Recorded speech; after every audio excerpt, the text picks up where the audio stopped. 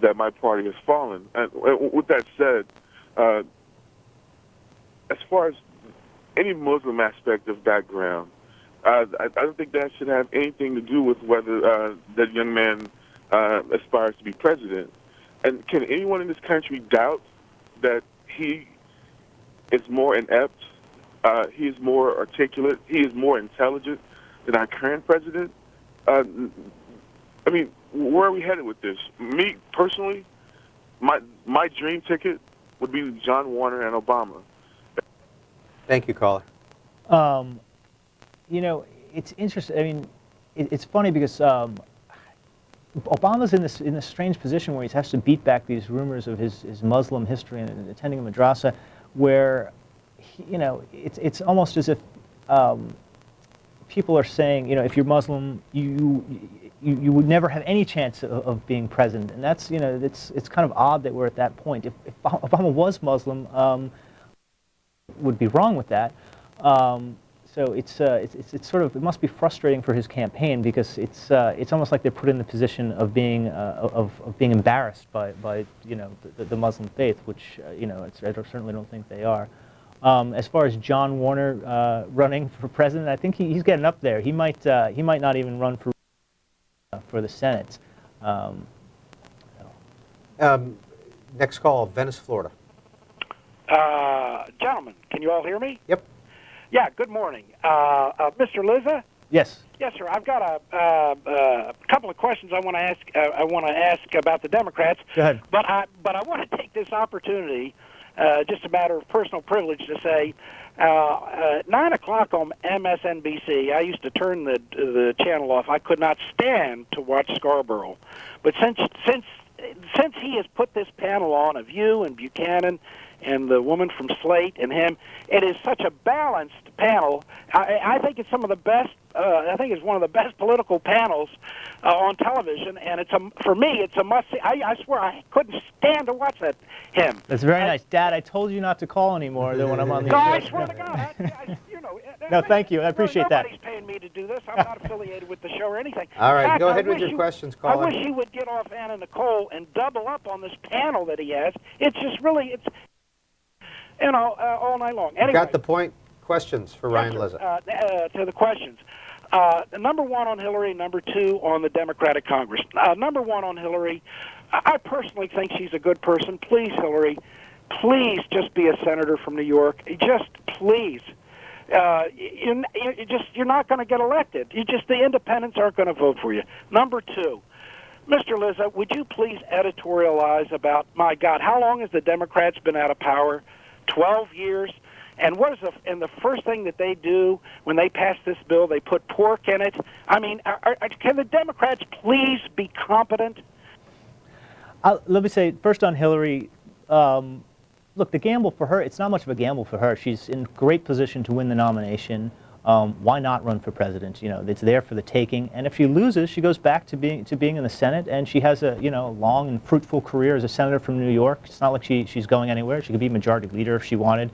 So it's almost a no-brainer for her to run, as you know, as tough and embarrassing defeat would be. But being the first female nominee of a major party is a pretty incredible accomplishment on its own.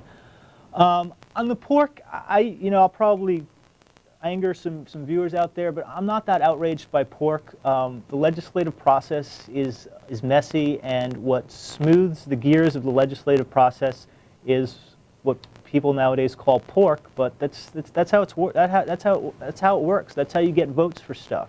And it's often better to get those votes and pass something than to get rid of the pork and not pass it. So I'm not. And as far as I know, I haven't looked at this closely, but the amount of pork is in a $3 trillion budget is very small.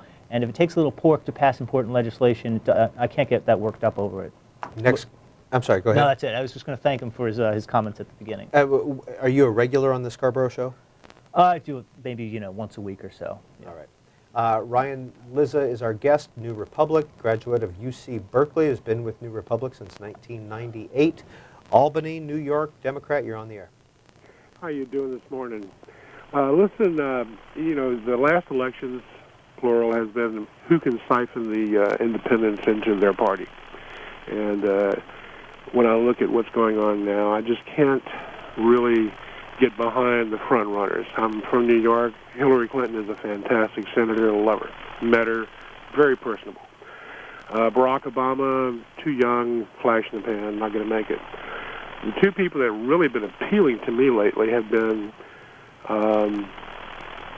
Mr. Richardson, Governor Richardson, and Chuck Hagel.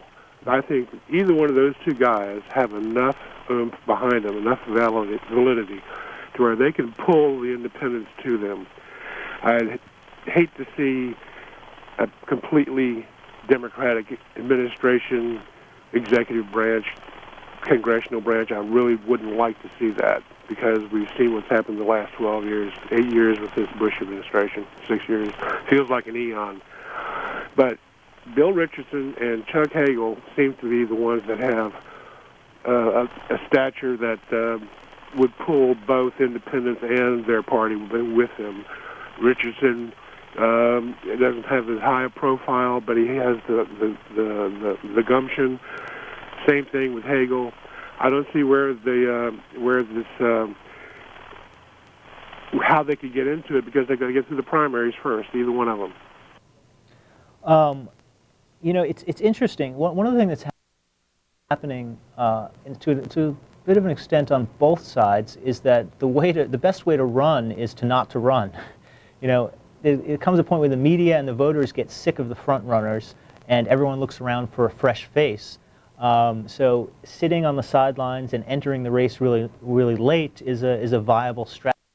In the last cycle, it didn't work out so well for him. That was Wesley Clark, but you know, someone like Al Gore could get in the race very late once people are really sick of Hillary and Obama, if that happens. On the Republican side, that seems to be the strategy that Newt Gingrich is going to test. He says he's not going to get into the fall. And you know, so we cover these elections so closely, and it gets so much attention, you know, in the early days that you know, fatigue sets in pretty early, and there is a viable strategy for someone like Hagel to get in late on the Republican side. What about Newt Gingrich? You know, is he going to jump in? I think Gingrich is. It looks better and better for him. He's doing well in the polls. I mean, why shouldn't he if he's still at this point in the fall?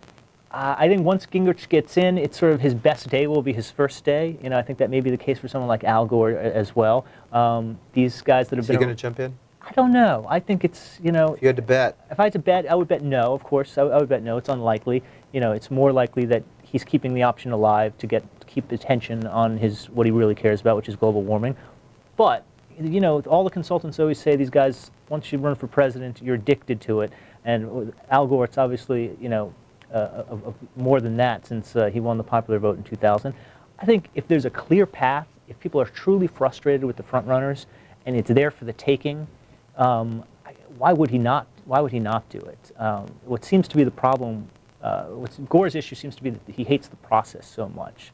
You know, it's like Adlai Stevenson. You know, he wants to be president, but you don't want to actually go through, the agonizing process of getting there. You know, he finds it so distasteful, and it seems like he likes his private life so much and likes what he's doing. But I think if there's a clear path, and it have to be a very clear path, I think he does it.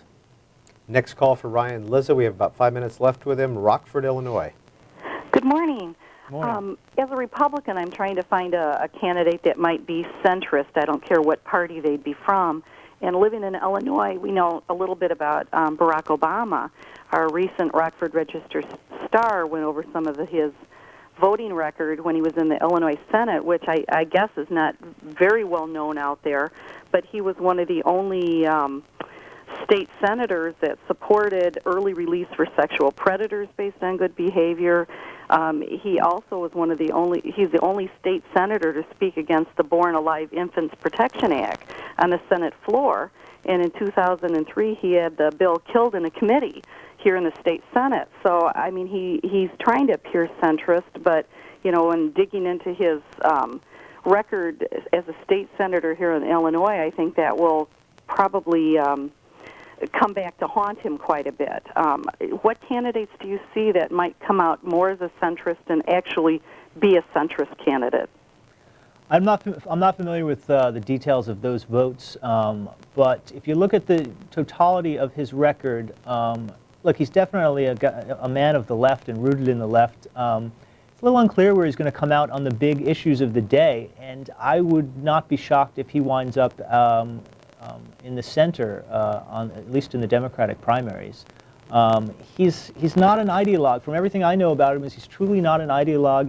He's got a very pragmatic approach to politics. He's very consensus-oriented. This has always been an issue for people on the left in Chicago and in Illinois that he's not further to the left. And look, you take tough votes when you're in a state senate or the U.S. Senate, and sometimes you have to vote on one piece of legislation. There could be things buried in there that make you look bad. So I wouldn't judge him by any one or even a handful of votes.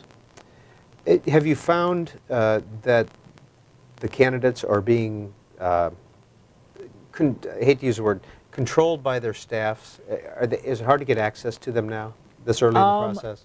I think it's hard to get access to some of them. Some of them are dying for you to have access to them. I mean, if you want to interview, Dodd or Richardson, I don't think it's that hard. I mean, they want people to write about them. If you want to interview Hillary Clinton, probably not going to get a chance to do it. Really? Yeah, it's very hard to get access. Hillary's certainly the most controlled candidate. She certainly has the greatest number of sort of guards around her. I think part of it is because she's been in public life so long, and she's been abused. She doesn't trust the press anymore. Obama has certainly changed. I mean, I remember I first wrote about Obama in 2004, I believe, when he had just won his primary, and I wrote a profile of him for the Atlantic, and spent a couple of days hanging out with him in Springfield, Illinois. There's one aide around him. Obviously now it's a little bit harder. You have to really negotiate and access, and it's got extremely. Part of it is just scheduling. They're so busy that it's hard to get in to see these guys. The lower down you get in the lower tier candidates, it's a lot easier to sort of get time on their schedule. Obviously. With regard to Hillary Clinton, is it because does the New Republic help or hurt? I don't know. We just actually put her on the cover of our recent issue, and Michael Crowley, who wrote a fantastic piece about her record on the war, the best that he could get from her is sort of, 5 minutes of walking with her in the Senate, where he got to throw 2 or 3 questions at her. Other journalists have gotten a little bit more time. Josh Green wrote a very interesting piece about her for the Atlantic Monthly, and they actually spent a lot of time cooperating. I mean, the campaigns always start from the same premise. Is it in our self-interest to cooperate with this journalist? There's no other rule to them but that, but our own self-interest. And sometimes she'll cooperate, sometimes she won't. She did a pretty lengthy interview with the New York Times recently about her foreign policy views. So it's strictly based on their own self-interest. Last call for Ryan Lizza comes from our independent line, Traverse City, Michigan. Hello. Good morning. Morning. I just wanted to point out that there is another candidate running for presidency that was anti-war to begin with. His name is Ron Paul, and I'd just like to throw that name out there because he doesn't seem to get very much airtime. Yeah. And, he is one of the only candidates running that was anti-war to begin with. That's right. He was. And look, I should say, Obama was against the war from the beginning. Kucinich was against the war.